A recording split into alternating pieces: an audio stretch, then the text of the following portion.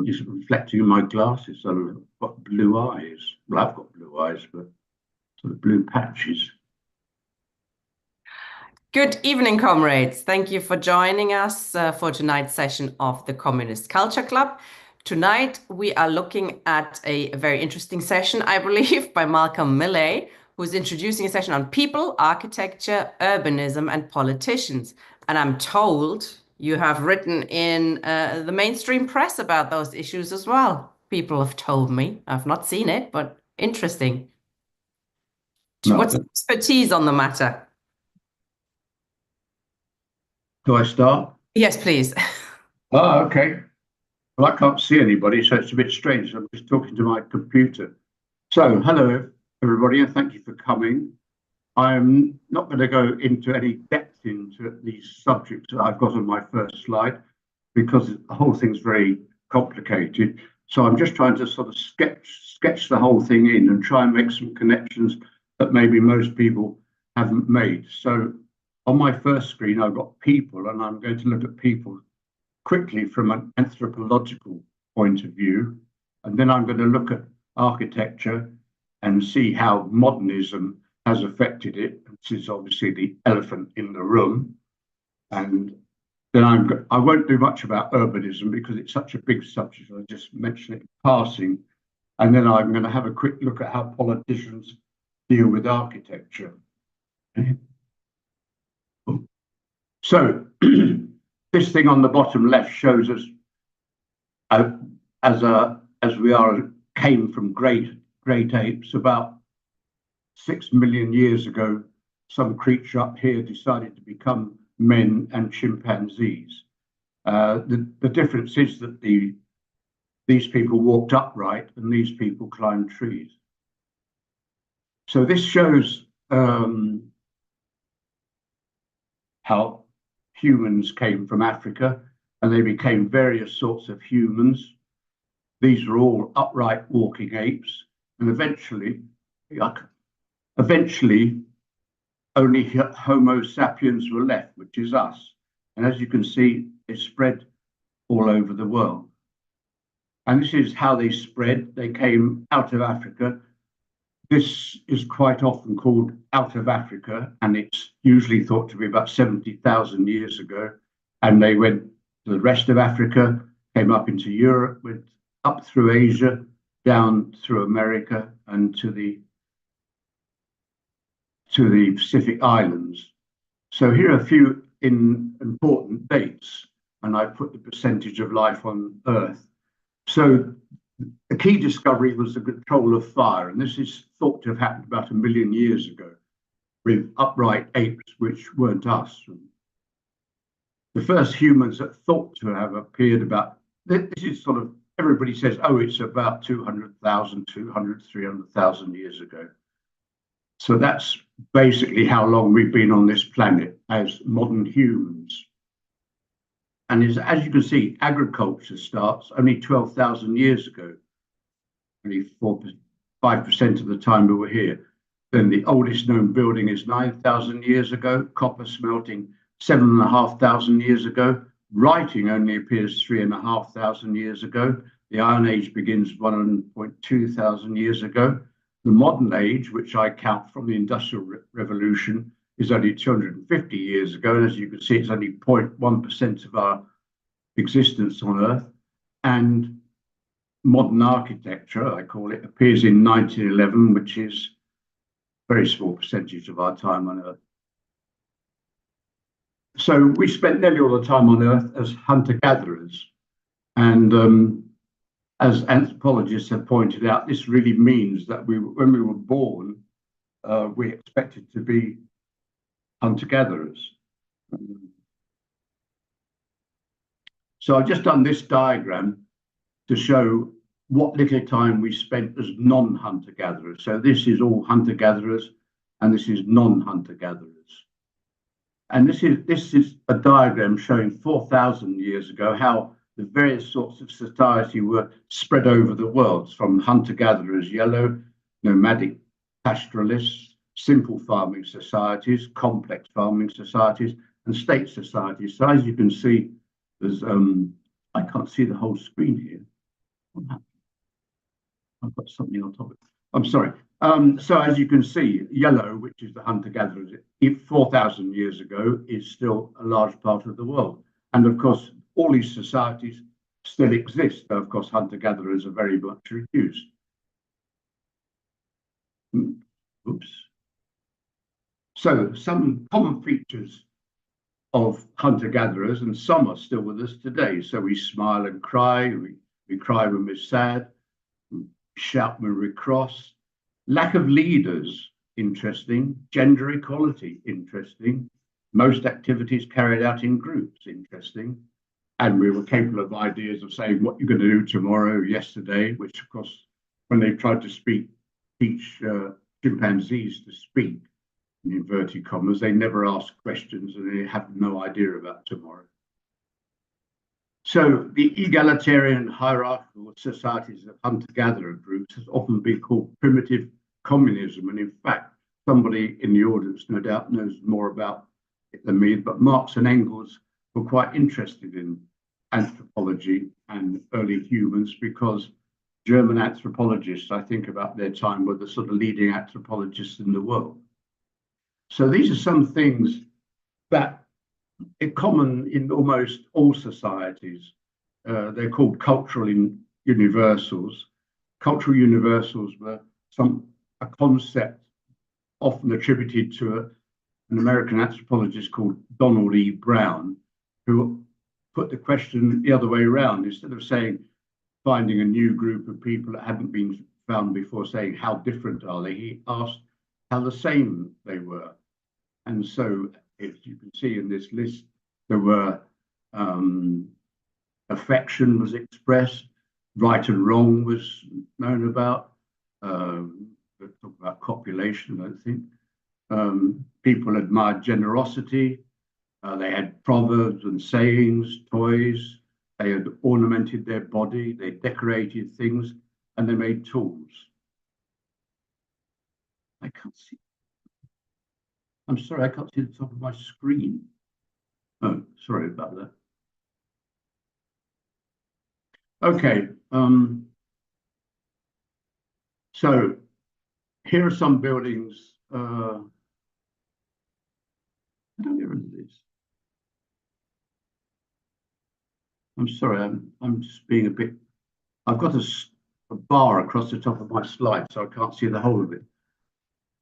So as far as architecture is concerned and building, I don't make any big distinction between them here. I mean, you can write endlessly about the difference.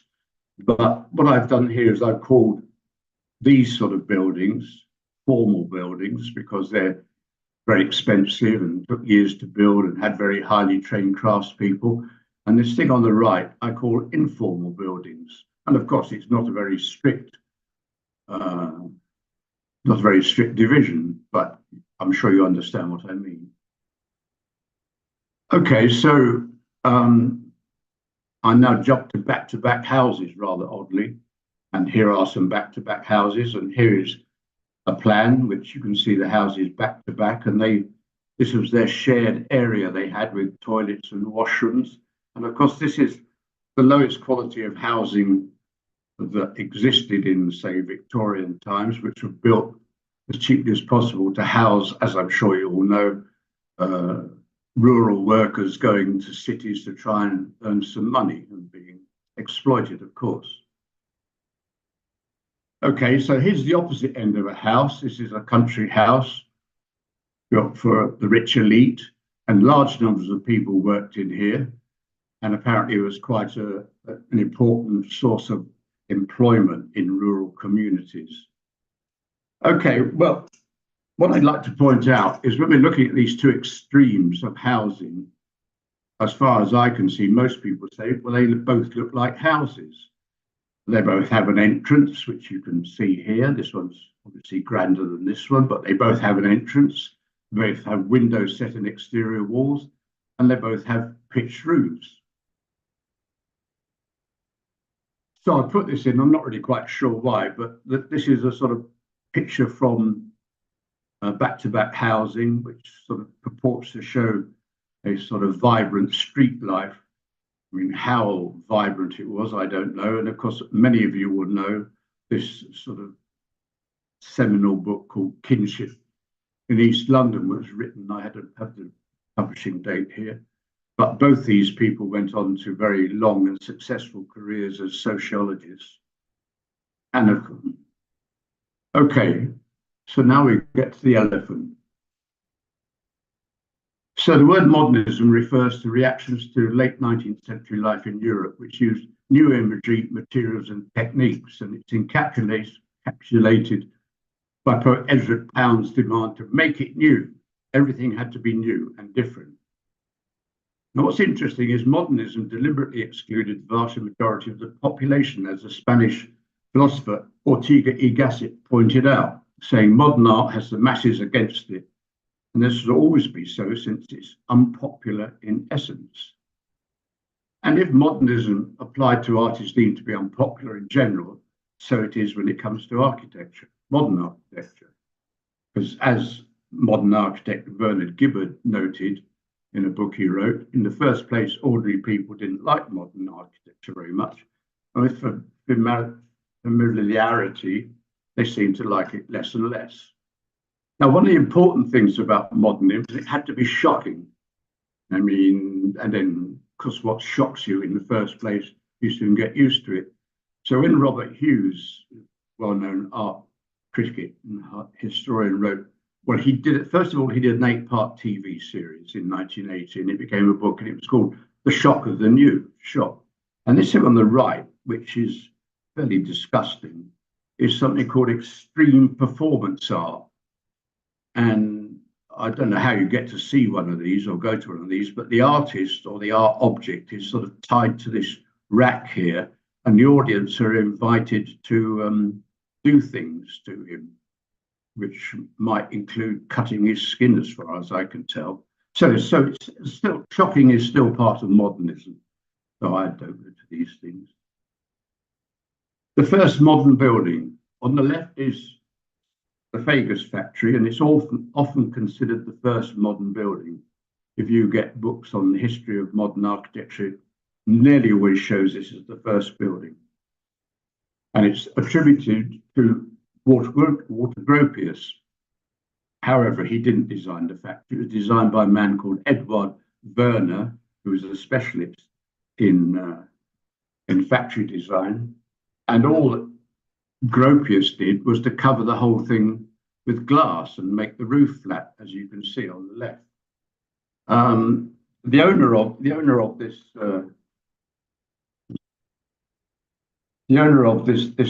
company was a man called Karl Benscheit. Excuse my German. And he was very go ahead, and he wanted his new factory to look modern. And it was behind a very busy commuter line. So this is why he got Gropius. I mean, what Benscheit thought was modern, I don't know. He'd just come back from America. I think he'd seen big industrial sheds there or something. Anyway, this was, and one of the things that's interesting, this is quite a rare photograph of it, because you can see these shop awnings on the side, and they had to be added later because the people inside the factory couldn't see what they were doing because of the glare, and it got too hot in the summer and too cold in the winter, and the usual problems of trying to live in a greenhouse. And of course, that didn't stop Gropius. So on the right, you see the building that he built for the Bauhaus, which I can't remember the date, 1921 or 2. And the local people nicknamed it the Aquarium. Okay, it's a bit hard to go in a sort of logical order. So I've suddenly sprung Le Corbusier onto you. Le Corbusier was one of the famous modern architects. It wasn't his real name, of course. He changed it to Le Corbusier in the 1920s. And in 1923, he published what he called his 5 points of modern architecture.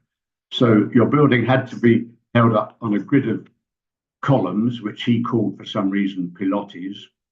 And this allowed, because it was a concrete structure, it's allowed you to have a free design of the floor plans and free design of the facade. So you could have these long horizontal windows, and it had a flat roof. And these became almost commandments for architects working after the Second World War. And if you Google buildings looking like this, the Villa Savoy, Savoy, I call it. You'll get dozens of buildings looking like this. Of course, the building itself didn't suit Mr. and Mrs. Savoy very much, and they constantly wrote letters to Le Corbusier saying, please make my building habitable. See the top of my car. So, as modern architecture had a small following in the 20s, three names emerged from all the people doing it, and that was Walter Gropius, I've already mentioned, new person Ludwig Mies van der Rohe, also German, and Le Corbusier, who originally was Swiss, but became French, and his real name was Charles-Édouard Jeanneret Gris. And they wanted to use what they thought were new materials for buildings called concrete, steel, and glass. And they wanted to have undecorated, flat roof, box-like buildings. So here's a building by Le Corbusier, and here's a building by Mies van der Rohe. And it should be noted that all three were tolerant of Nazism when it arrived, and they were quite happy to accommodate fascism if required. So I've done this rather provocative slide showing the three main people here. I mean, Mies van der Rohe, I suppose, well, Le Corbusier was very keen on fascism, and when the war broke out, he rushed to Vichy trying to get a job with them. And he wrote to his mother, saying he hoped Hitler would win the war because then everything would be better. Mies was both Mies and Gropius stayed in Germany after Hitler took power, and they both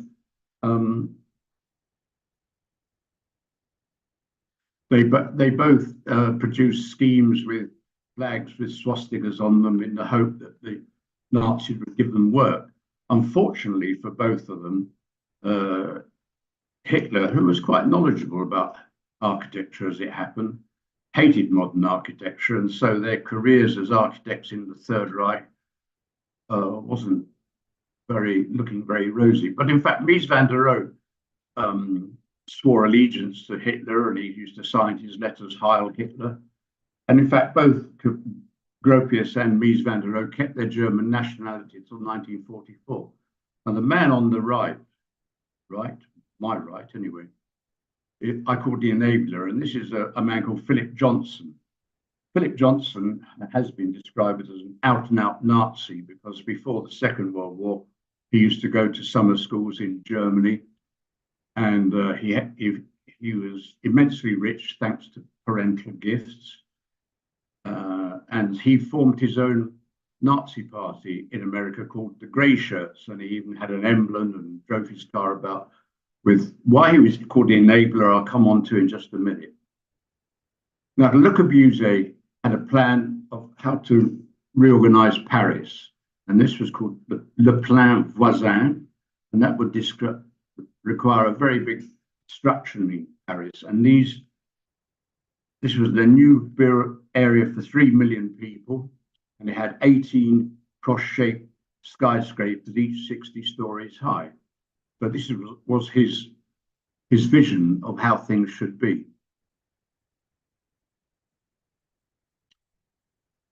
Now, after the Second War, the people I just talked about before didn't really have a lot of work in the 20s and 30s.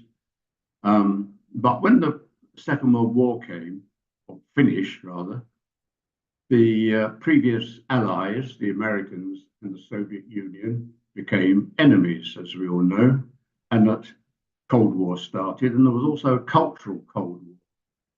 And of course, the Soviets could say, well, look what we've got, Tolstoy and Tchaikovsky and the Bolshoi Ballet and all these things. And what has the US got? Hollywood films, House on Gadgets, chewing gum. But then it was discovered they had something that the Soviet bloc didn't have. They had modernism and modern paintings. And this was, so what they decided, when I say they, it was a very small group of people, mainly Nelson Rockefeller, Philip Johnson. Philip Johnson had used his money to create a Department of Architecture in the Museum of Modern Art. And he was very central in promoting modern art and modern architecture well, especially in Europe and in Germany. And the CIA were involved. So I found this in a book showing these sort of CIA men. Was the reason the CIA were involved was because if Congress or members of Congress discovered that the American government was spending millions of pounds sending things like this to Europe, which they all considered to be complete rubbish, there would be a great fuss. So it was kept from them. Okay, so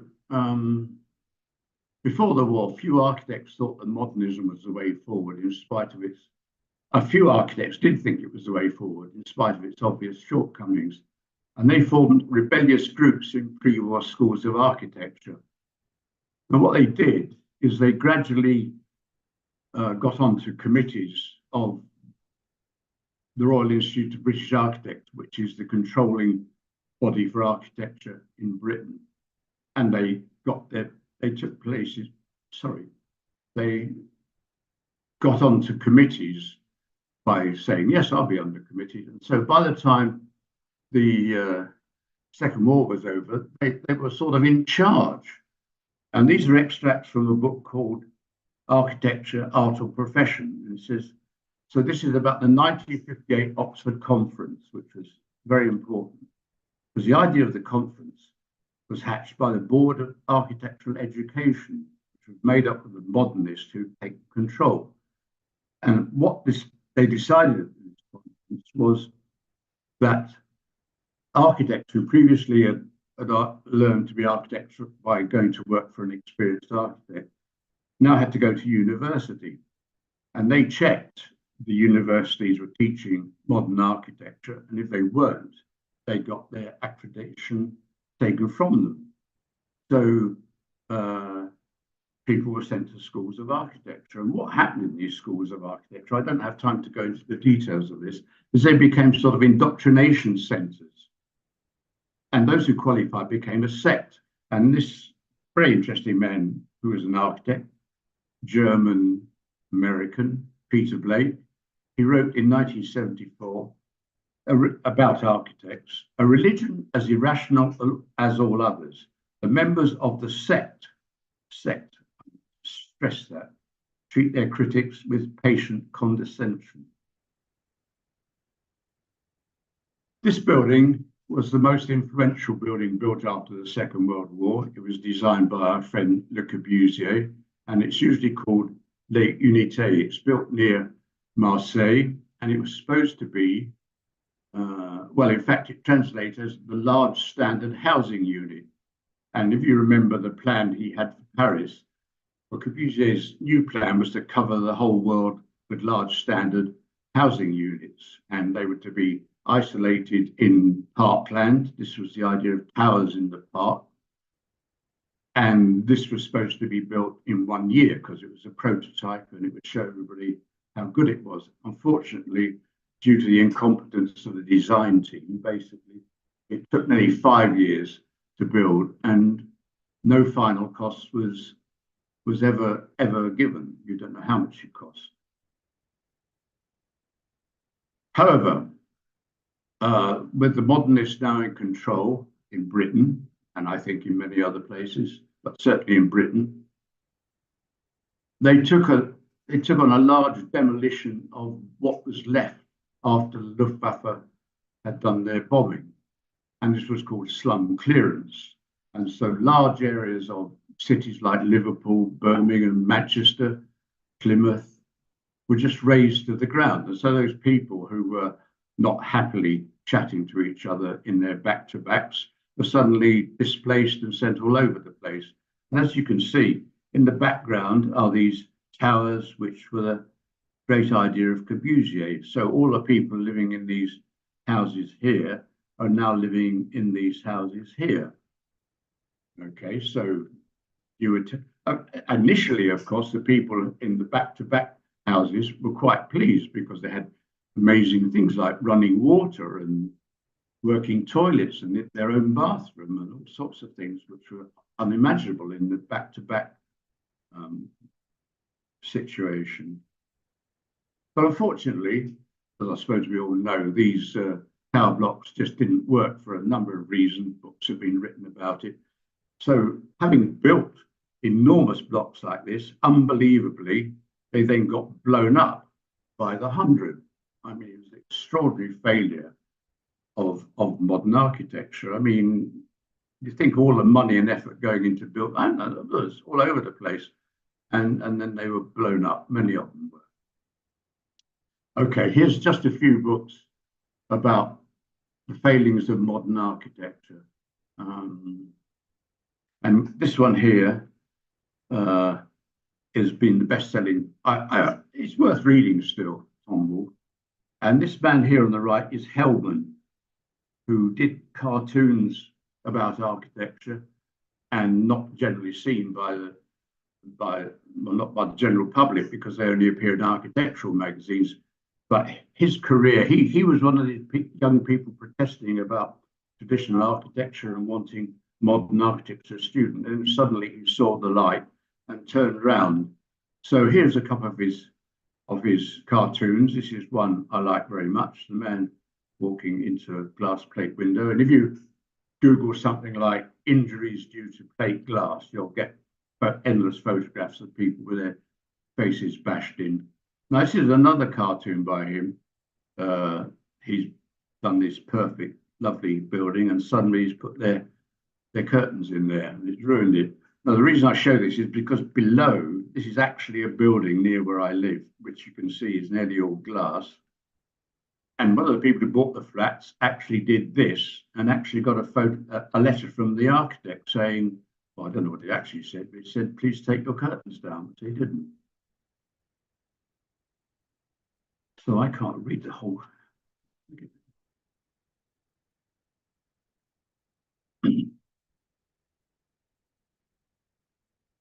So in spite of, sorry about this, I'll pass my screens.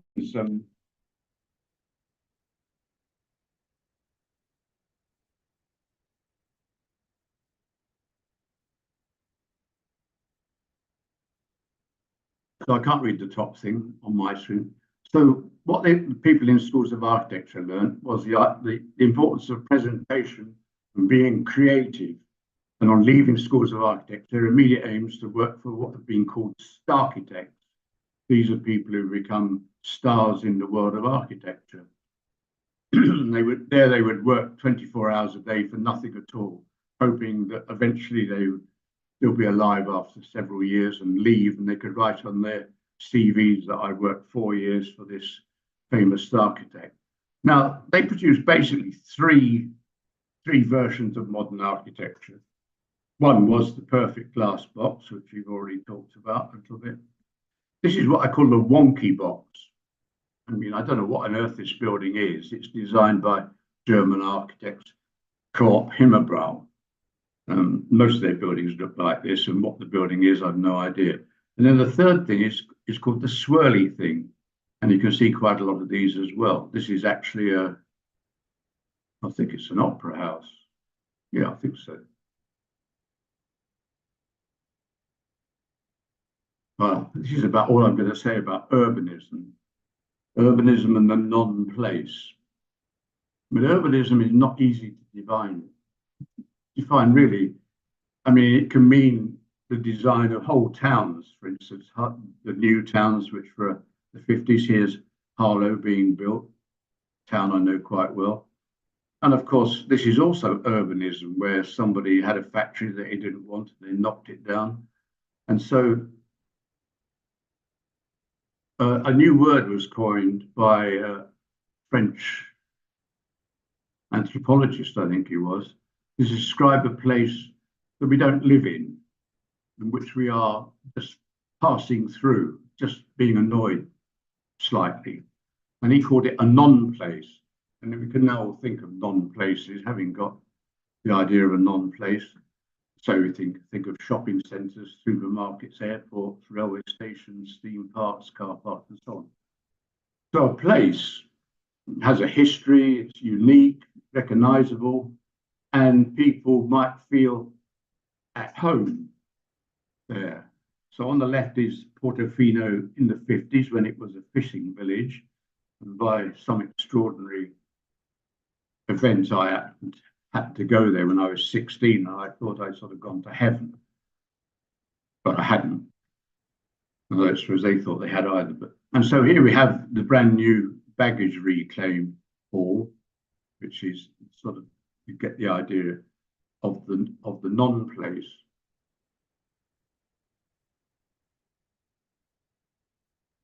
So the reason that people are ruining places like Barcelona, Rome, Venice, Bruges, I don't know, is because they want to go somewhere to be at home. And so by mass tourism, they're actually turning places that were unique into a sort of non-places. It's sad, really. And also, if you go to towns all over the place, you can see a little arrow saying historic centre. So that's where you head for, so you can feel at home. Okay, I want to introduce an idea called hierarchical complexity. It comes from something called information science, subject I know nothing about at all. But the idea is quite easy to grasp, I think, and I like to use a tree to explain it. So anybody looking at a tree can understand it has a hierarchy. I mean, we've got a trunk, and we've got a smaller trunk, and we've got a thick branch and thinner branches and little branches and twigs, and in the summer they would have leaves. And we also know by looking at a leaf or a twig or the bark or any part of a tree, that it's actually very complicated. The closer you get, the more complicated it gets. So it has these two qualities. One is of being very complicated, and the other being that it's understandable on a sort of broad vision. On the right, I've put some modernist sculpture has made a tree out of neon tubes. And as you can see, even though it's got vaguely the shape of the real tree on the left, it's got nothing of the quality of the real tree. None at all. It's just sort of, I mean, no interest at all, I would say. Okay, well, quite a lot of books were written criticizing architecture. Some people decided they'd actually do something about it because they could. And somebody I call Charles Windsor, and he's better known most people as King Charles III. That's probably, as you all know, he made a speech in 1948 to the RIBA. You can get it on the internet, and I do recommend you read it. I don't think he wrote it himself, but it's actually quite an extraordinary speech. And it was in this speech that he used the expression like a carbuncle on the face of a much loved friend. So this idea of architecture being a carbuncle came about and has been used quite a lot since. And then, because he's not a very poor person, on a large area of land he owned in Dorset, he got people who didn't do modern architecture to build something called Poundbury. Now, most architects hate Poundbury, and when you say Poundbury, they go sort of foam at the mouth. But if you go there, I went there once, and what's interesting about Poundbury, it has social housing, affordable housing, and very expensive housing, and it's all next to each other. And when I went there was two ladies talking to each other, and I asked them if they lived there, and they said yes, and did they like it? Yes. And it turned out one was living in social housing next door to one who had been living in one of the most expensive parts of Britain, in Dorset, before she moved to Poundbury. So, an alternative, and this is an American equivalent. In America, an architect called Andres Duani instituted something called the new urbanism. Now, I don't know why, but in November 2018, the government set up something called the Building Better, Building Beautiful Commission, okay, which in 2020 produced a report called Living with Beauty, which you can get as a download, and I recommend it. I mean, it's quite interesting. And it had 45 propositions that it suggested should be incorporated in any new building. The first one was ask for beauty. I mean, you won't find the word beauty in any book in modern architecture that I know of. And their third proposition was say no to ugliness. Now, the commission was headed by Roger Scruton, the bête noire of the left, because as most people know about him, he was fairly right-wing and presented himself as a very right-wing character. But interestingly, he came from a very working-class family, and his father said, I mean, Roger Scruton, whatever you think about him, is very clever, was a very clever person. He died, of course. And he got a scholarship to Cambridge and a double first and all those things that are almost impossible to do. And his father said, if you go to Cambridge, I'm never going to speak to you again. And whether he actually never spoke to him again, I don't know. But it's quite interesting that Scruton came out of such a working class background. Now, whether this was a right-wing document or a left-wing document, it's hard to say. Scruton obviously was a right-wing person, but I don't know the actual.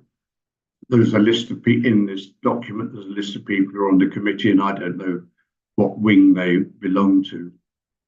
But when the document came out, it was accepted by the Conservative government at the time, and that Minister of Housing was somebody we all know called Jenrick, and he actually accepted all these propositions. And furthermore, he set up an office called the Office for Place, which was supposed to implement these propositions into the British planning system and all the rest of it. Well, I checked on it just before I did this talk, and it's just been closed by Starmer's government. On what basis, I don't know.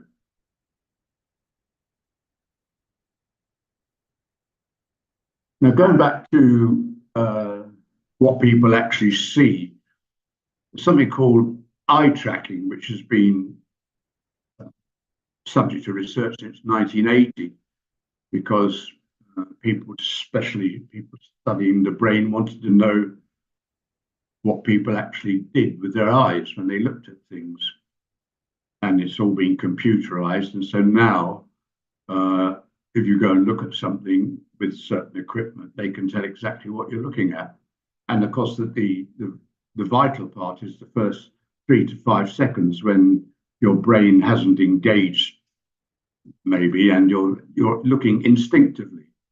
And this building you're looking at is a prize-winning architectural building. A prize-winning building. This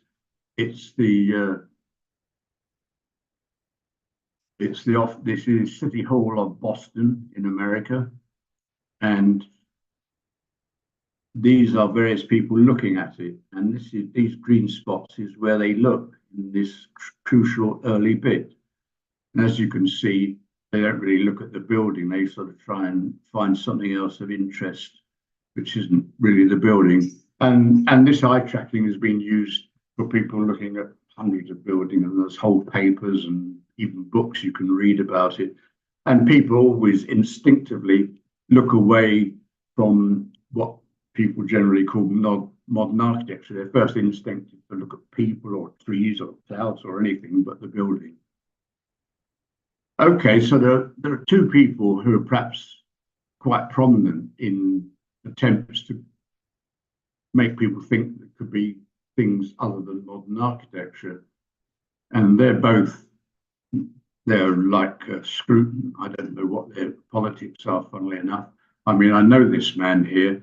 I asked him and he said, I'm not political. What that means, I don't know. They're both very scientifically based. They both got double first in maths and physics and stuff. And So they've got more brains than most of us put together. Now, Alexander, who again, like the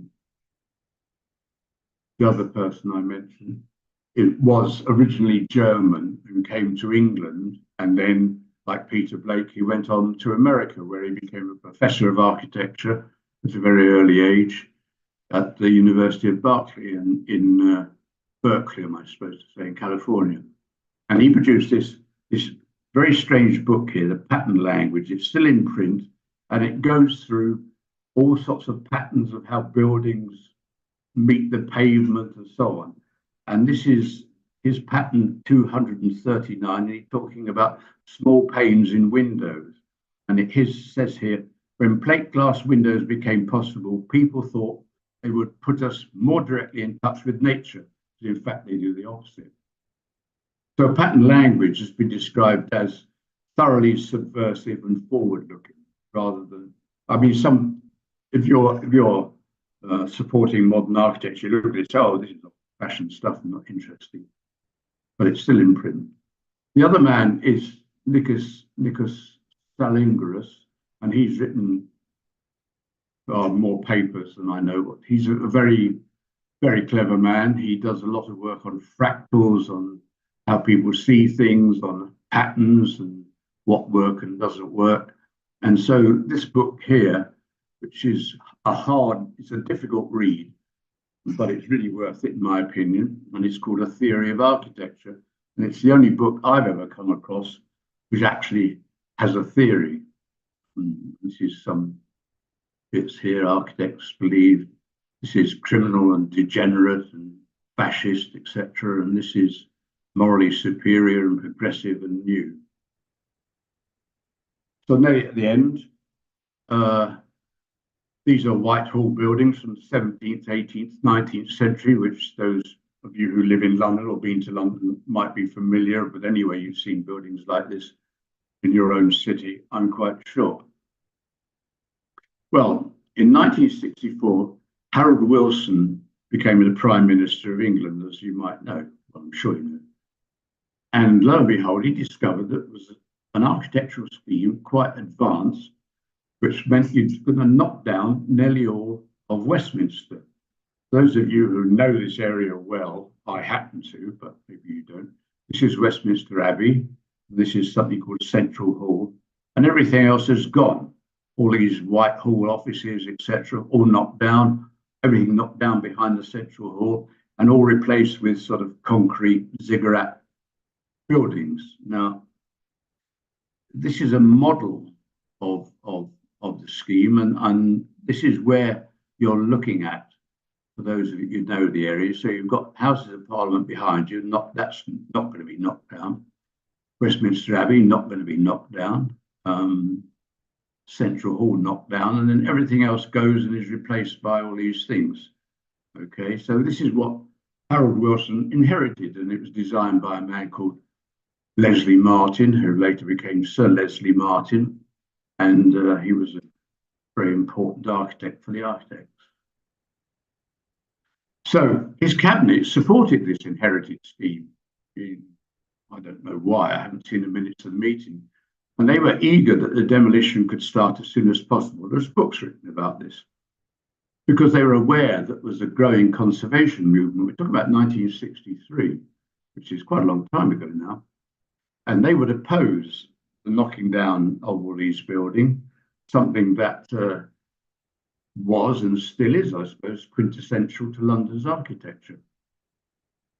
And the reason that the Wilson government wanted to press ahead was to present the government with a fait accompli, so nobody could object.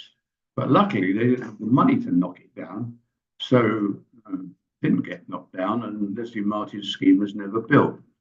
Okay, well, do you think that Harold Wilson liked this scheme because he loved modern architecture? Not really, because this is where he lived. This is actually in Hampstead Garden suburb, those who know it. This was his house. And this is where he didn't live. This is called the Schroeder House, and it was designed by 1924 and built in Utrecht.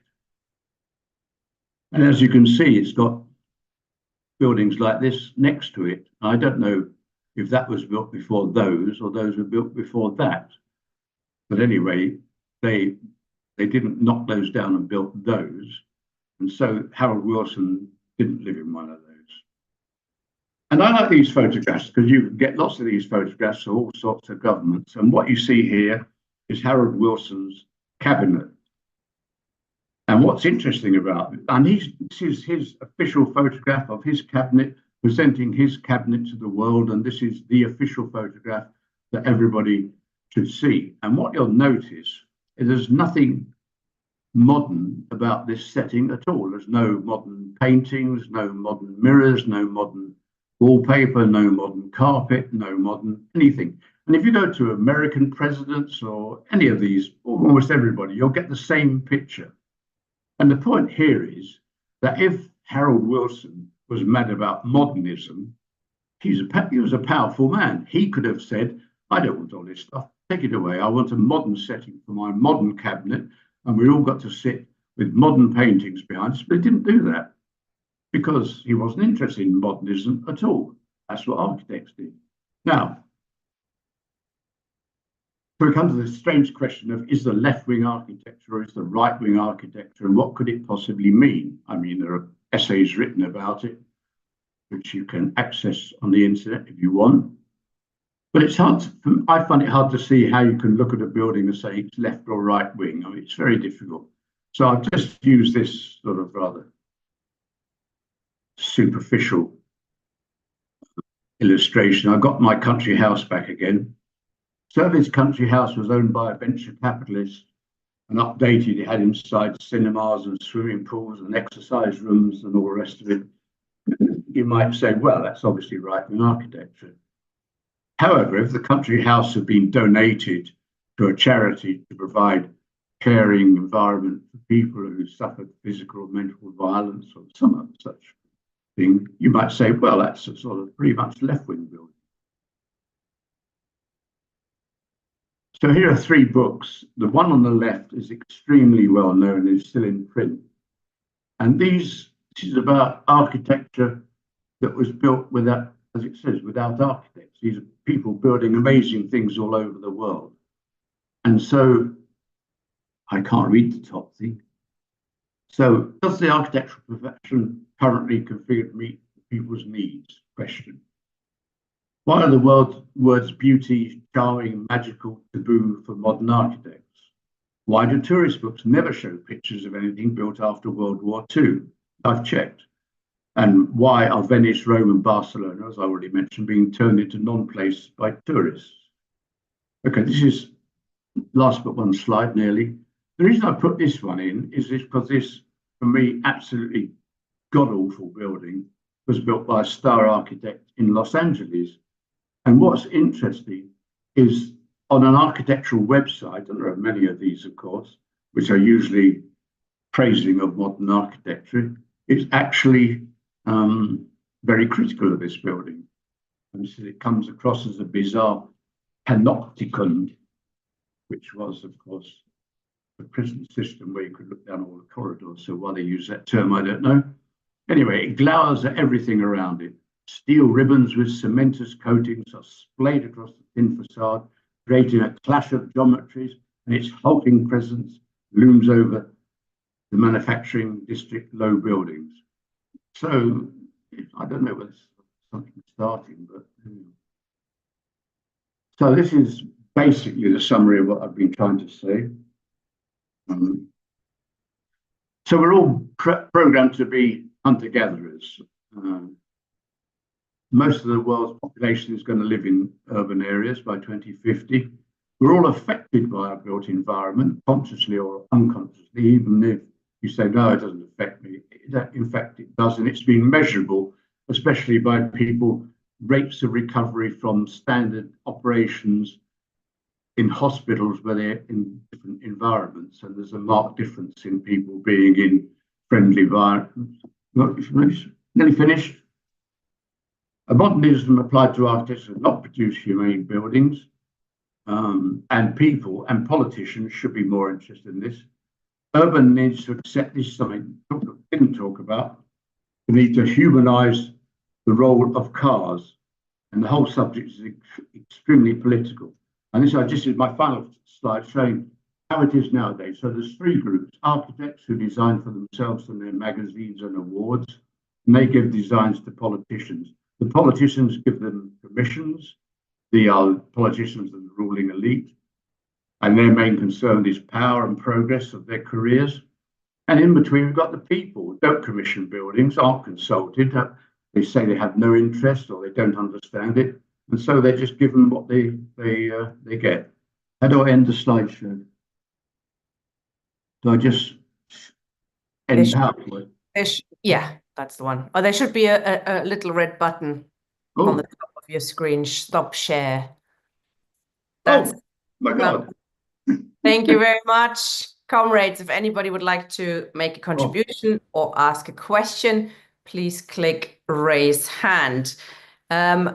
Now, Malcolm, thank you for preparing an opening. I hope you don't take offense if I say I disagree profoundly with some of the things you've been saying. But we're okay. We're hosting debate here.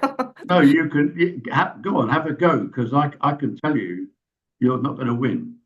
I'm not looking to win. I'm not. No, I know, but I mean, for example, it's all been gone over and over and over and over, and I think, for example, beauty, is in the eye of the beholder. For example, you showed. Let me say something quickly, comrade. You showed a building of Zaha Hadid, for example, Iraqi architect. The one with the big wave.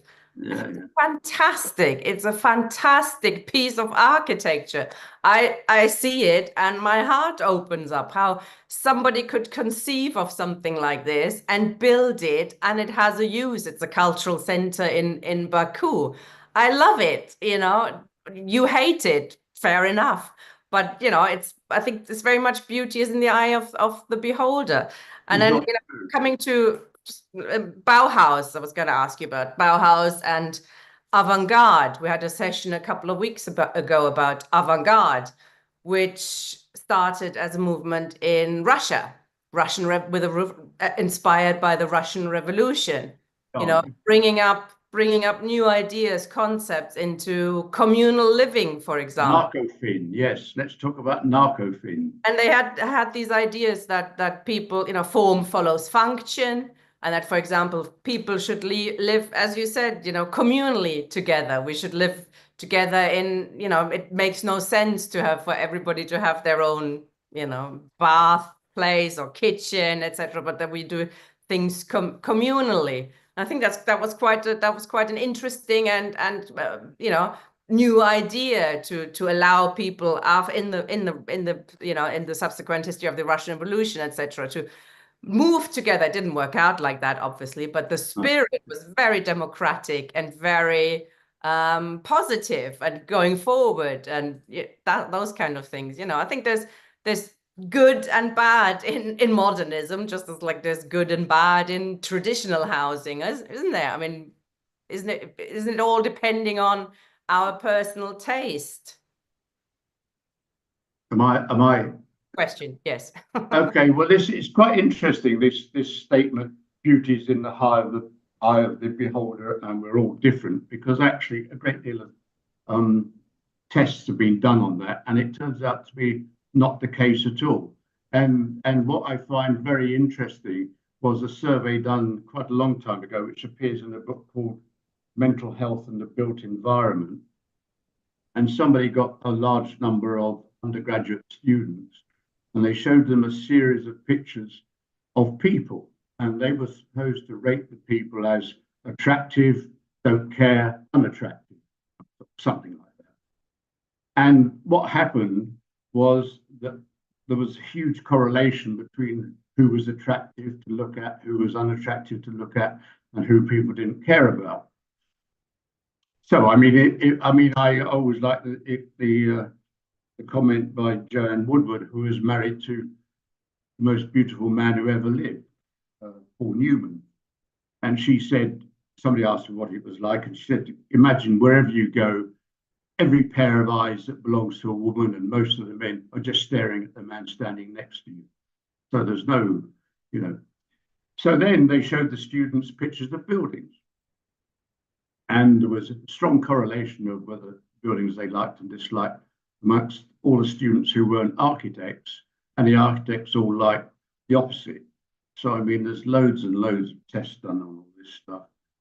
Narcofin, which I guess you were alluding to, was quite a disaster because there was never any communal living in there, really. People quickly partitioned off their areas and introduced things, and eventually the building fell into disuse.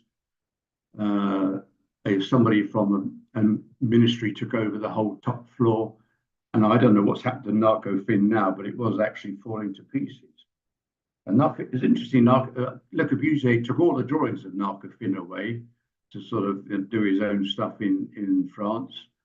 And he eventually fell out with the architect of Narcofin, whose name I can't remember.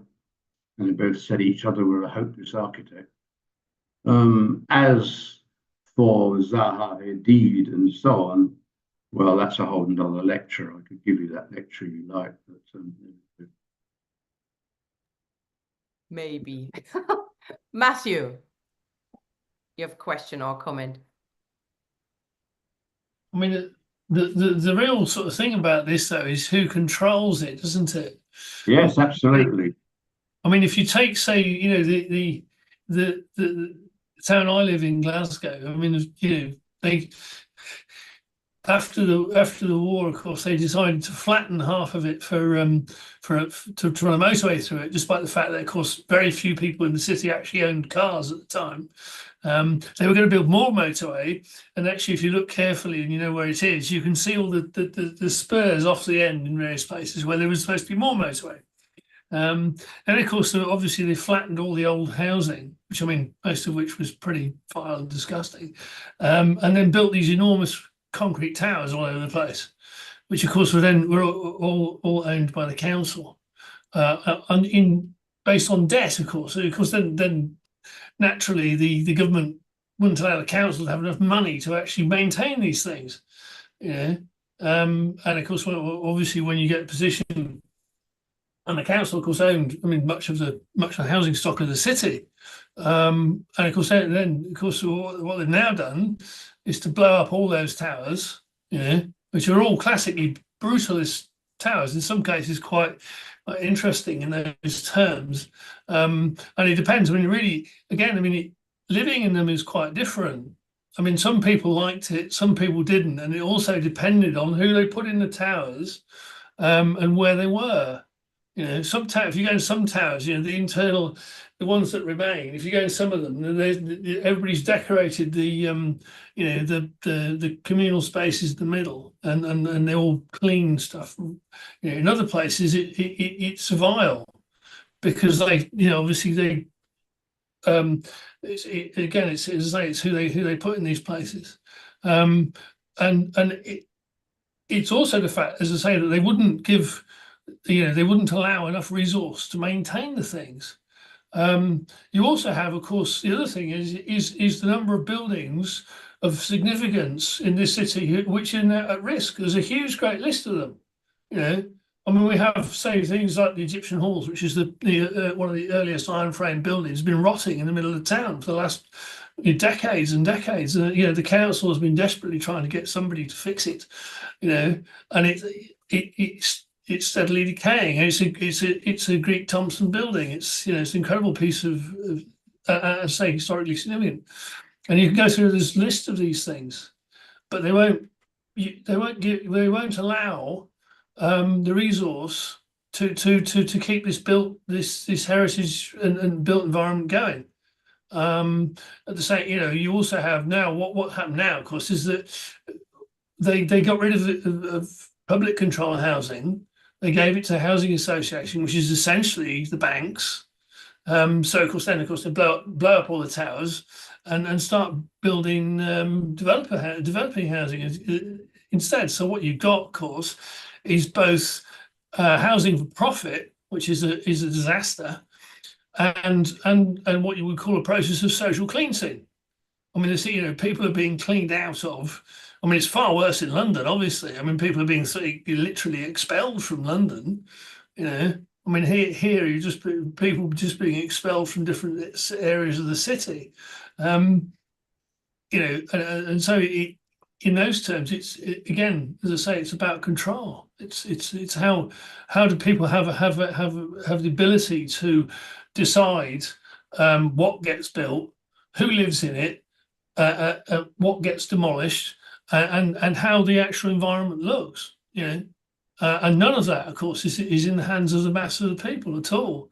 I mean, now, of course, I mean, the other thing is the planning department in the city is nakedly corrupt. You know, it was actually known that they're in the receipt of brown envelopes, and therefore the city will tear up its own plan in order to allow developers to build what the hell they want. You know, and that's normal now. That's a normal method. You know, developers actually, I mean, will confess it. It's actually part of their expenses. He's actually handing over the brown envelopes so they can build what the hell they like, where they like. You know, it's as a social, you know, capitalism is social and concrete, if you like, for catastrophe. I mean, that's a good point, isn't it? It should be up to people to have a say on these matters, how we live, and you know, if some people like modernist architecture, why not let them, you know, live in modernist buildings? But it's clearly not at the moment up to people, but it's about money, isn't it? And how many people you can squeeze into a big tower block, and certainly some modernist. It also, of course, it goes beyond that. Also, is the role of government. And if you look at it, the most you know, the two of the major building projects in Scotland. One was the M74, the motorway in the middle of Glasgow. They spent £500 million on that. Now, if you said you've got £500 million to spend on Glasgow, about the last thing you'd want is a bloody motorway. You know, what do you want another damn motorway for?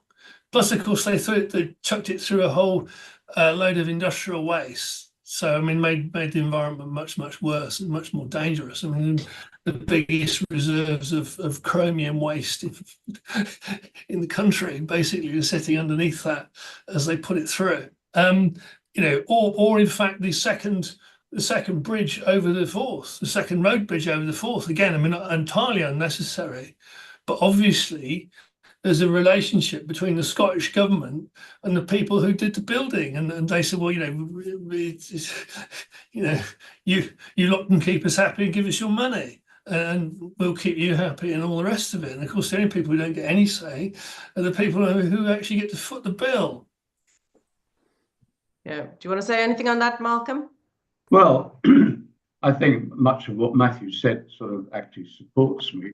I mean, of course, the whole thing goes back to the form of governance we live under, which is a sort of ruling elite and a sort of sham democracy. People don't have any say in what gets built, really, at all. I mean, and the point about modernism is, I mean, you know, I don't want to talk about it, but the interesting thing about social housing was a mixture usually of low-level housing and tower blocks, and they never demolished, as far as I know, the low-level housing. They only ever demolished the tower blocks. Of course, it's ironic that in New York now they're building these things called skinny skyscrapers, where each floor is a flat. But of course, the people who live in those skinny skyscrapers don't live lives like most people do. I mean, they just go from private jets to, you know, that sort of life. I mean, it is a lot to do with consultation. I mean, the slide I showed at the end of called Architecture Without Architects. I mean, that most of those, if you look in those books, I mean, the Architecture Without Architects is readily available. The other two books are very obscure. But I don't know, I mean, if anybody wants to sort of send questions in or something, I can give all sorts of references. I mean, I think what Matthew was saying was really supporting what I say. I mean, I don't want to talk about, well, Yeah, I mean, it's much to do with society. I mean, if you look at the Communist Manifesto, which is something I'm much in favour of, I mean, it actually outlines a sort of society that none of us live in. I mean, it's much more communal, much more, much less hierarchical, or not hierarchical. And of course, that's what people lived in for most of their life on the planet. So people would be happy with that. But I mean, for all sorts of reasons, which we all know, modern industrial life have sort of different wedges between all sorts of things, to own a house. I mean, one of the interesting things about hunter-gatherer society was it was called the no reward. I can't remember what it's actually called, but if you said to me, "Oh, I like your bow," I just give it to you. I mean, I don't expect you to give me something in return. I just give it to you. People just give stuff away because it's easily obtained and not valuable. So you come up to me and say, "Oh, I like your car." I don't say, "I'll give it to you."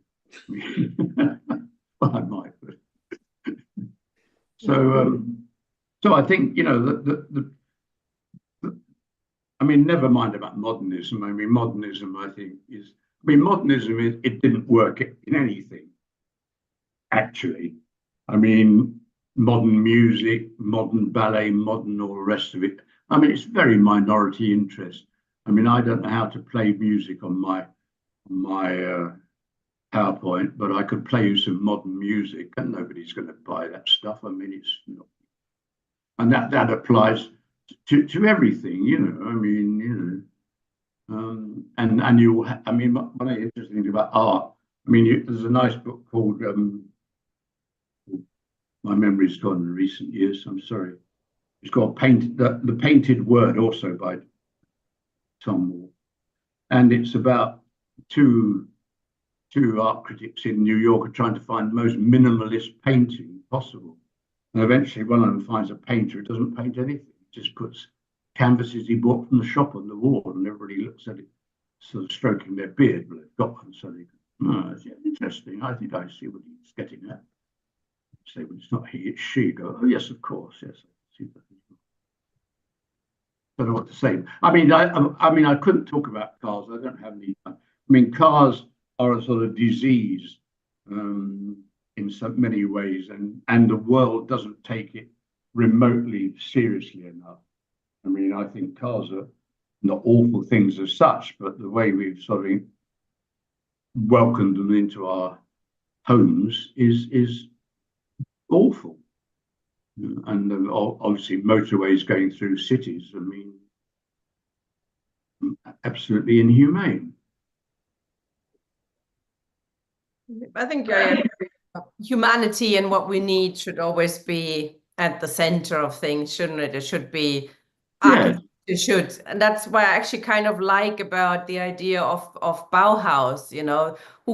Most of them came from a kind of socialistic background, and they wanted to create buildings where form follows function. Where it makes sense. I'm sorry, about lots of money and rich outside. But you actually, it fulfills a human need. Well, the Bauhaus was again, you read in detail. I mean, it was very much a failure for lots of reasons, and it's now being taken up. I mean, it's quite interesting that what the people there made things look as though they were industrial, and by people who had no idea how an industry made anything. So, you've got your handcrafted industrial chair. And the most interesting about Bauhaus, well, I always like it, but it's not funny at all. One of the graduates was a man called Fritz Ertl, E-R-T-L. I don't know if you've heard of him. And he drew the drawings of the gas chambers in Auschwitz. And they tried, I mean, some people have written, the concentration camps are the ultimate Bauhaus sort of buildings. But anyway, he's been put on trial several times because people think, the person who drew the gas chambers at Auschwitz should be punished a bit.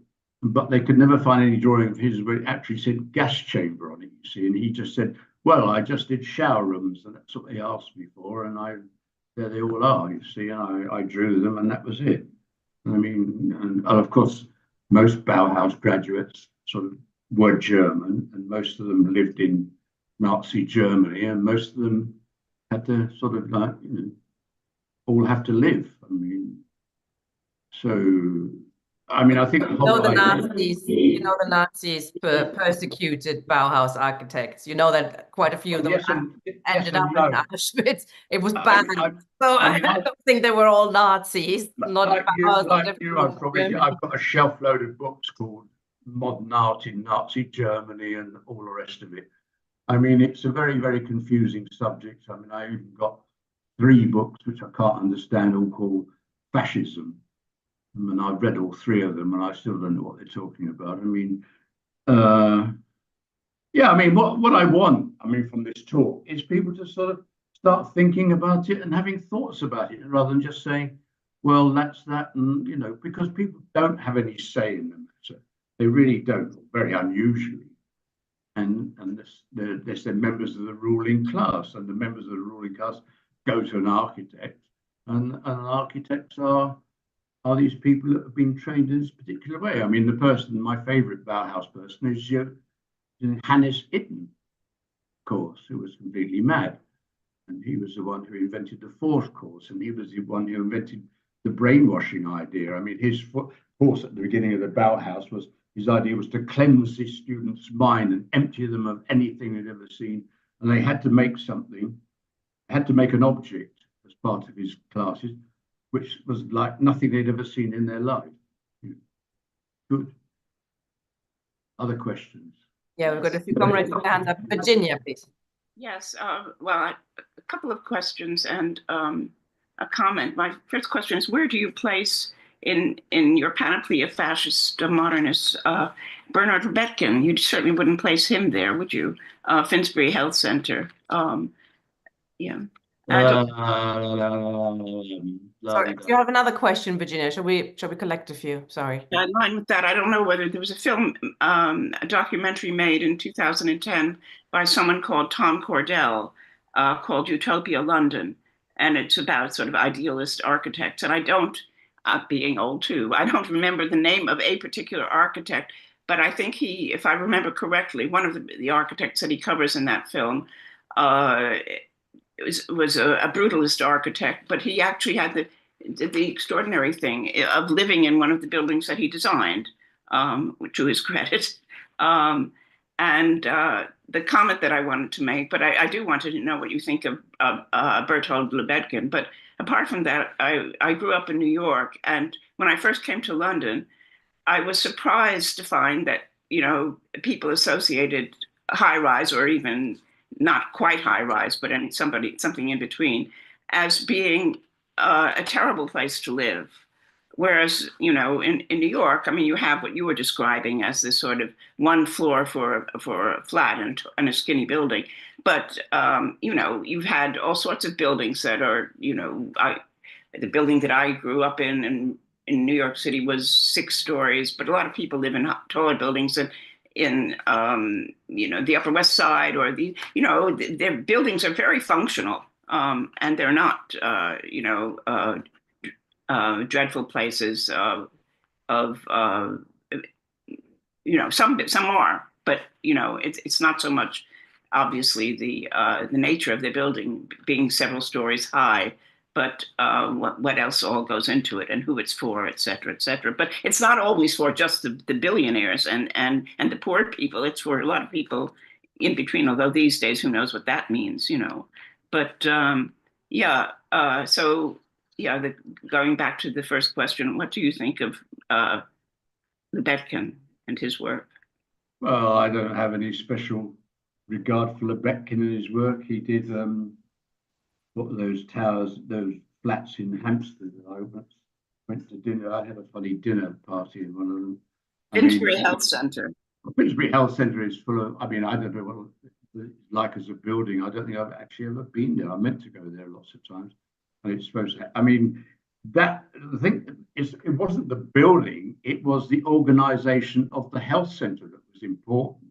It was a central point for lots of services which were properly funded at the time. So it didn't really matter what the building was like, actually. It wasn't the building defining what the people did at the Finsbury Health Centre. What defined what people did in the Finsbury Health Centre was the local authorities, I don't know, the way the local authority dealt with it. I mean, they made a place where lots of things could happen, so you didn't have to go here and there and everywhere else. I suppose. I mean, a lot has been written about Finsbury Health Centre, but I mean, Lebedkin. I mean, he was. I think he was Lithuanian, in fact. Was he Georgian, I think, wasn't he? Sorry? Maybe Georgian. I'm not sure. Well, I don't know. He was Russian. Yes, he was. Inverted commas. Yeah. And he actually worked for Le Corbusier, I think. I think he actually worked for him, put it on his list. And he came to England and he worked with something called the Mars Group. I mean, I'm now having to use my memory, which over recent years has suddenly gone downhill. But the Mars Group were a group of modern architects, and they built various things in the 30s. And I think he was a member of it. And an engineer called O. Barrett was also a member of it. And there was quite a funny discussion in the magazines when they were both old men about the penguin pool, because people might know what the penguin pool was in London Zoo, and it was a great work of modern art. And unfortunately, the penguins found it so awful to be in the penguin pool that they had to rotate them with Whipsnade Zoo and bring sort of fresh penguins back who hadn't been worn out by the penguin pool.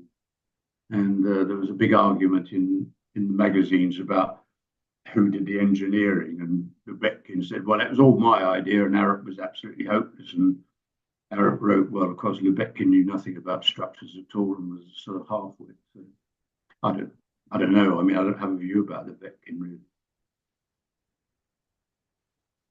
And about tall buildings in New York, I mean, I've never lived in New York, unfortunately. I think I would say 6 stories is about maximum for sort of humane places. I mean, it's about the maximum you can walk up and the lift's broken. And I don't know who likes traveling lifts. I mean, that's one of those extreme non-places. You're talking to your friend and somebody else gets in and suddenly everybody stands there humming to themselves. Una, please. Good evening to all of you and Happy New Year. Now, I know nothing about architecture. Therefore, Malcolm, thank you very much for enlightening me. Thank you for the flag which is behind you, secondly. And what are the female architecture? I'm fed up going to places where kitchens are always too small for us. I'm French, as you can gather with my accent. And why do you men build kitchen too small for us? Number one. Second question, I used to live in a lovely place in outside Oxford, small, beautiful, blah, blah. That's gone. We now have American Mall, outside town, ghastly places where you have to shop. Nothing is gone. My bakery is gone, my fishmonger is gone, my blah, blah, blah is gone. For what's going on? Thank you, Malcolm. Well, first of all, don't say I don't know anything about architecture. You know huge amounts of things about architecture because you lived in a building, you were born in a building, I imagine, and brought up in the building, went to school in the building, university in the building, went to work in the building. I don't know, you walk past buildings, you go into buildings, you now have a huge knowledge of architecture. And it's only because people say, I'm an architect, and you go, well, I don't know anything about it. I mean, and certainly there have been a few women architects, but I mean, on the courses, it's about 50-50. But coming out and crawling up the profession, of course, the women get pushed aside for all sorts of reasons. I mean, one of the reasons, I mean, I really don't want anybody to say I don't know anything about architecture. And if we've got time, I don't know what the time frame we're working in here, but I once went to a very interesting meeting at the Royal Institute. By the way, I'm not an architect. If anybody thought I was.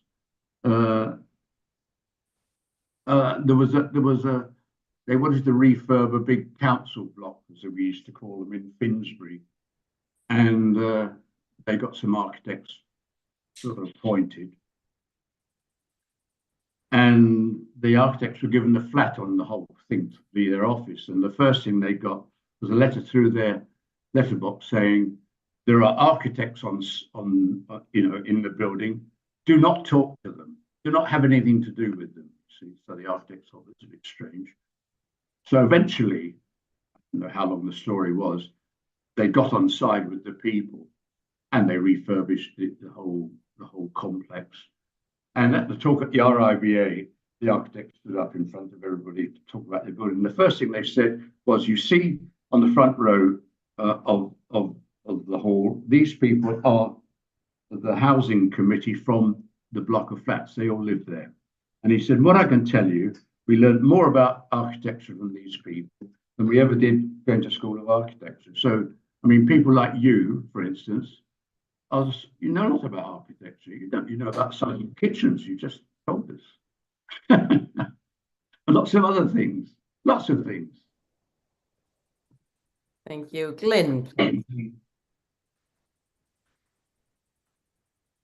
Thank you.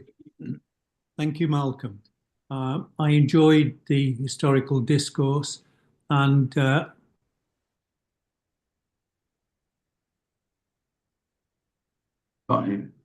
You've muted yourself, comrade. Sorry. I'm sorry. Okay. I do think that form, I would follow Sullivan and say form does necessarily follow function, taking a natural perspective. I have a question, though, which you may, what is it, a position perhaps you may agree with or not. Sorry, I'm slipping. That just because something is technically possible, does it mean to say it's desirable? And that's a real question I have in terms of art and architecture.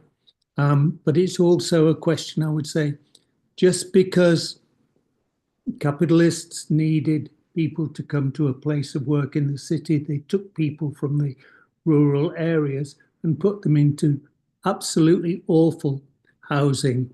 In fact, the picture you showed of the inner London architecture was perhaps occupied by more than 2, 3 or 4 families. It was not a house as you'd showed before. In the northwest of England, where I spent many years, there were still back-to-back houses in the 1970s and 80s, and people did have them as single houses. But in their history, in the Victorian period, and prior to that, they were occupied by several families, not just one. So the form follows function, if you agree with that. Is it necessarily the case that just because something's possible technically, it's desirable? And I do love the female architect's design that Tina mentioned earlier. The curvy shape, I think that is a brilliant piece of art as well as functional building. And my last point is that I live currently in Prague, where there is some of the most beautiful Austro-Hungarian architecture. During the Soviet socialist republics, the blocks of flats or the housing there in the city was occupied, and still today is occupied, by people from different professions. So you can go from architect to street cleaner in the same block. They're your neighbours. And I thought that's very interesting that I'd not come across that in any other city. And the last point, where would you rather be in, I think I know the answer to this one, in a building designed by an architect of the Bauhaus or one designed by Gaudi, as in Barcelona? Well, think about the back-to-back housing was or is, when they knocked it all down in vast areas and decanted the people, as it's called, as though they were coffee or something. I mean, the construction may not have been that good, but certainly they could have been refurbished and done in ways so that the whole thing wasn't just destroyed and so on. I mean, but the whole idea was, as Ezra Pound said, make it new, sold, knock it down, we don't want it. I mean, one of the things I think is a point I made, which I found interesting, and I checked it in several books, is you won't find a guidebook that has a picture of almost never you find a picture of any building built after the Second World War, when modern architects, so-called, got in control. I mean, Gaudi, I don't know. I mean, I don't know what I'd rather live in neither of them, actually. I mean, Gaudi makes me feel slightly ill, I must say. I mean, I used to go. I mean, I used to teach structures in the School of Architecture for quite a long time, and they used to have outings to Barcelona. I went to Barcelona over and over again, and I mean, you could just walk up, just go on the building site and walk up the thing, walk all over the place of that extraordinary and completely mad church. I mean, not being religious, I don't really understand any of it. I mean, it was quite interesting. He designed some flats, I can't remember what they're called now, very expensive. And then when he died, the lady who owned the flats took all his furniture out of her flat and threw it away. She didn't care to while he was alive. I mean, form follows function. I don't go for that at all. Can you do it because it's possible? Of course not. So a complete waste of money, and unless there's some real point to it. I don't know. I mean, I haven't got time to deal with these things. I'm very sorry. You're asking. So, Malcolm, what is the point of architecture then? Of architects? Yeah, but no, what is the point of architecture? Well, I mean, we have chosen since about 9,000 years ago, which wasn't long ago. I mean, it is if you're a human, but I mean, if the species to live in buildings. And so one of the questions I asked myself, and I can't answer it, is what on earth do we as hunter-gatherers expect from architecture? Because there wasn't any. I mean, I've gone through a whole list of stuff of people do because they're hunter-gatherers. I mean, they like going camping. They like taking their clothes off in hot weather. They like having barbecues. They like, there's you get a whole list of things going. Oh yes, why do people like to? And I mean, there was a quite interesting essay or paper written, what's his name? Jared Diamond, 1968 or 9, and it was called Human's Biggest Mistake. And his biggest mistake was inventing farming, because he's got technical reasons in the paper, because immediately health of people suffered, and of course women became oppressed like they have been ever since. I mean, the fact that hunter-gatherer groups were non-hierarchical and egalitarian, I think, is established. I mean, I'm not an anthropologist, but I mean, I've read so many books about it that nobody seems to disagree with that point of view.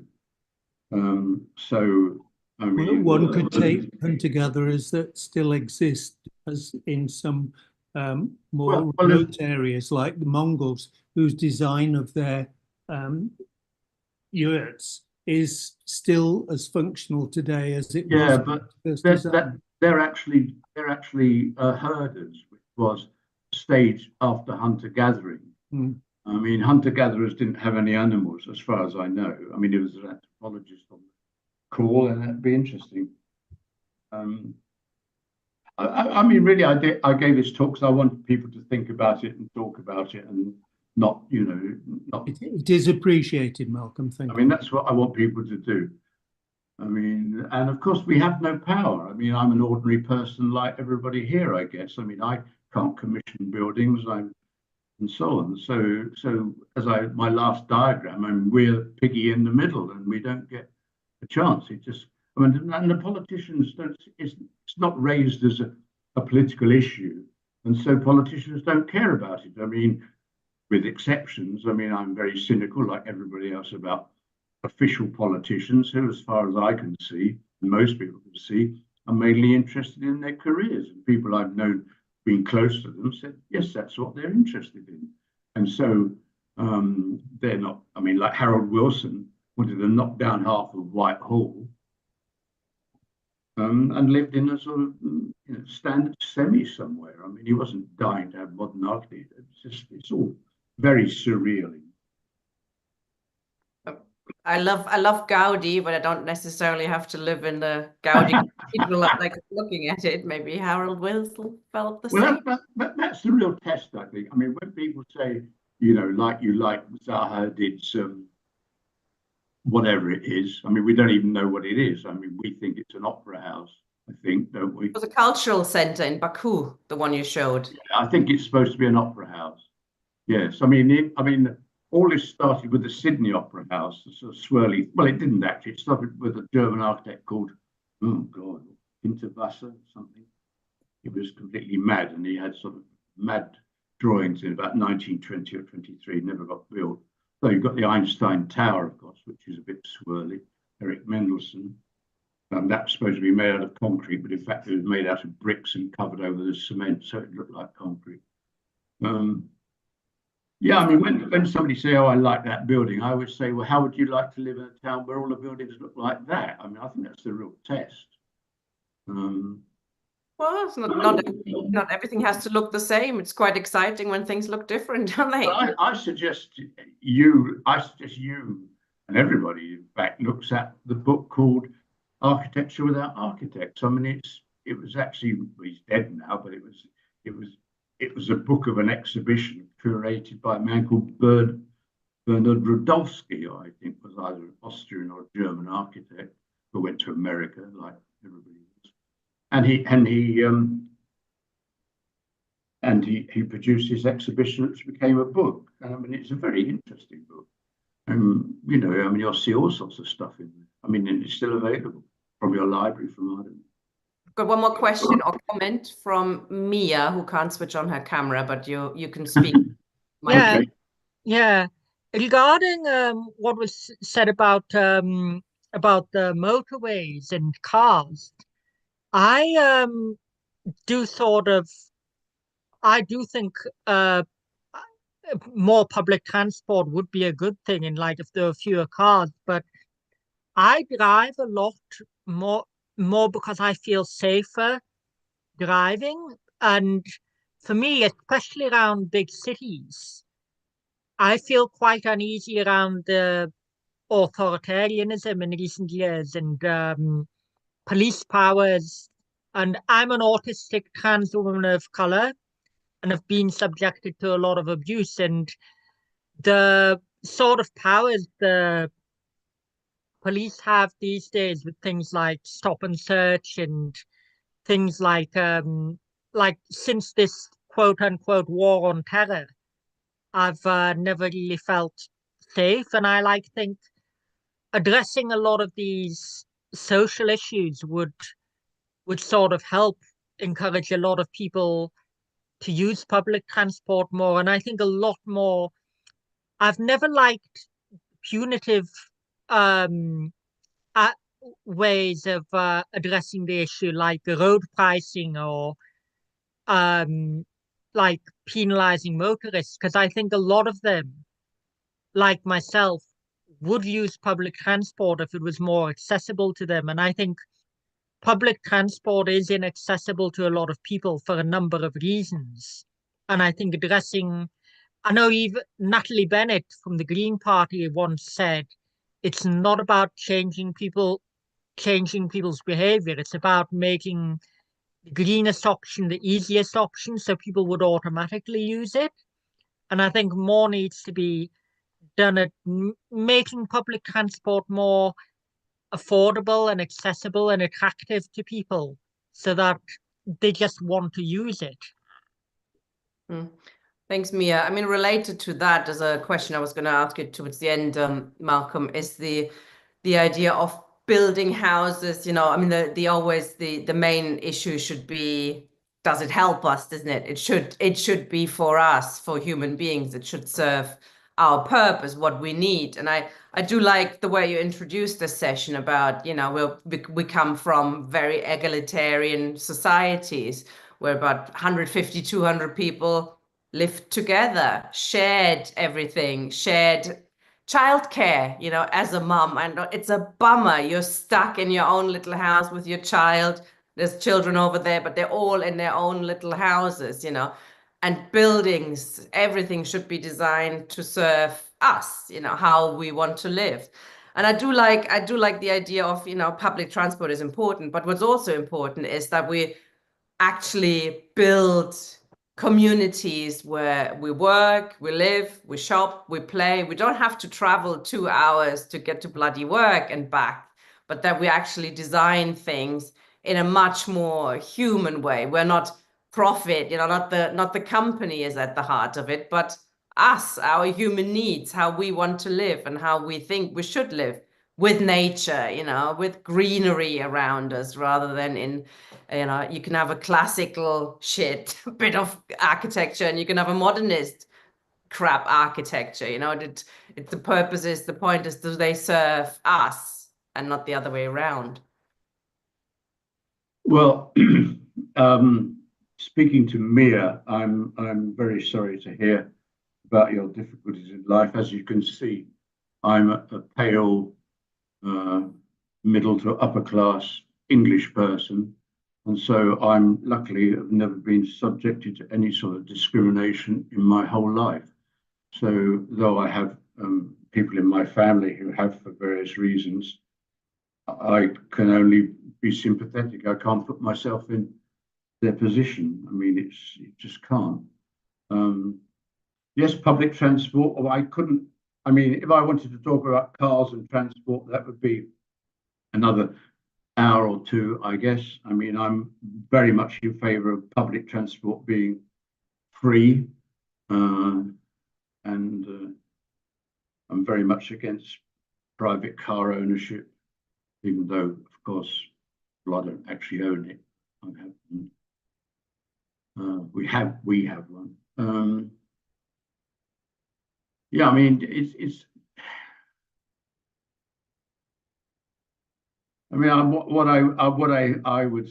I mean, if that's the sort of final thing I would say. I mean, I think we should demand of our politicians, if we're still going to work in this system of having politicians, we can't move on from it, which would be nice.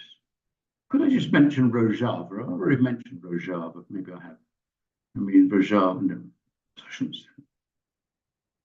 yeah, I mean, I once was trying to convince the Labour Party when I was in it, local Labour Party, to be interested in all the stuff I'm talking about, and I produced something called Humane and Inhumane Architecture.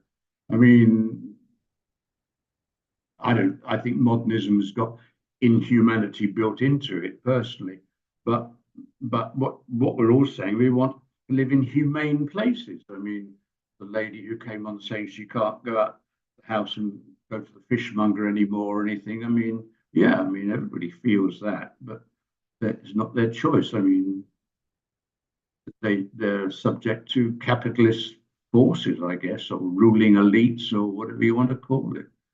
I mean, I'm very critical of what people think they're living in democracies. I mean, nobody lives in a democracy as far as I know.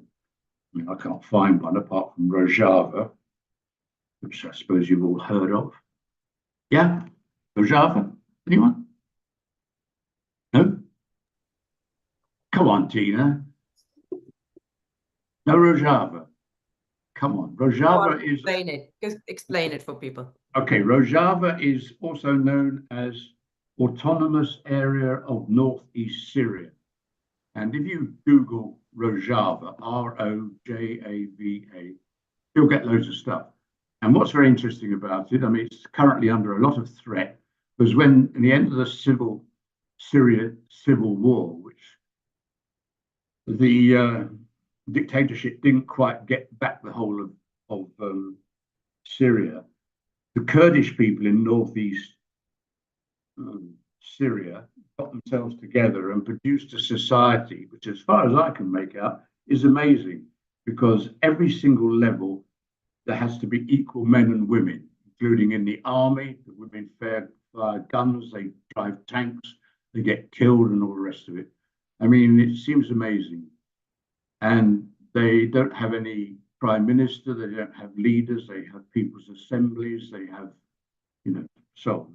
And I've only read about it, never been there. It's under threat. So I suggest to everybody here that they Google Rojava, Rojava, and it's really quite extraordinary. Don't know what their architecture is like. Matthew put in the chat, and that I think he has a point, which I don't know about Rojava myself, but it does have the history of the Kurdish struggle is unfortunately a struggle that has been taken over often and instrumentalized by the Americans. So I am unsure if that is the case in the case. Well, unfortunately, that is often has happened with the Kurdish freedom struggle, that they have sided with. Well, what happened with the Java, the Rojava, or the autonomous region, was because the Kurdish society they built is sectarian, and it's not mainly Kurds, but it's also other people there, and they all have exactly equal rights. They were very much against IS or ISIL or various names it had. And so they were completely opposed to this sort of very harsh form of Islam. So they were prepared to fight and die, these extremists. Well, and the Americans were very keen to help them. So they put an American base in their area, and they've got aircraft cover. So they don't need aircraft cover from ISIL, but they need it from the Turks, because the Turks hate the Kurds for reasons I can't understand. Getting started off the subject of architecture, and so currently it's very complicated. And I guess that Trump would just pull the whole on all of the Americans out of that, and the Turks will invade, or the Iranians will invade, and at the end of that. Okay, we can't talk about Syria and architecture. That's getting too much, I'm afraid. But thank you very much for joining us, Malcolm. Thank you very much for thank you, the audience. and thank everybody for asking questions. And it'd be nice to do something like this again one day.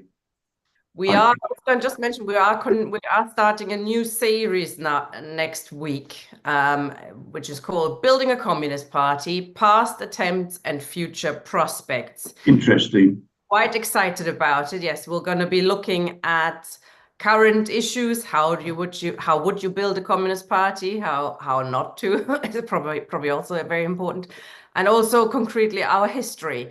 The history of the Communist Party of Marx and Engels, looking at German social democracy, and of course the CPGB in Britain, the old official one, how it was founded and how it fell apart, and what lessons we can learn from it today. I'm very excited about that. We also want to continue the Communist Culture Club, I hope, at least once a month. So if comrades do have suggestions for issues they want to introduce, questions, please get in touch, info@ymarx.com, and I'll see you next Thursday.